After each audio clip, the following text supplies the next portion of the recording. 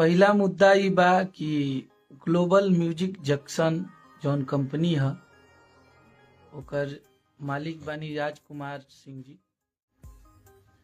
वो हमनी के जितना भी गाना रिलीज भइल बा वो गाना पे वहाँ के कॉपीराइट कर रहल बनी। और मैं आप सबके बता देता नहीं कि बहुत लोग के गेम बा खेसारी भैया के भोजपुरी इंडस्ट्री से अकेला करे खातिर बाहर करे खातिर। लगता है कि इतना दिन से खेसारी भैया कभी इतना परेशान थे जितना उनको परेशान किया जा रहा है। मैं आप लोगों से एक बात और बता देना चाहता हूँ कि मेरी 2 दिन से खेसारी भैया से बात नहीं हुई है। वो बहुत परेशान है और मुझे नहीं लगता है कि उनको तो केस कर देंगे, उनको सजा करवा देंगे। तो मैं पैसे वाला हूँ, धमकी दे रहा है। हाँ धमकी इतना, हर कैरियर चौपट कर दे, हर कैरियर के उड़ा दे, अब तू कहीं के ना रह। तो भैया ठीक है, कोई प्लीज आप लोग अगर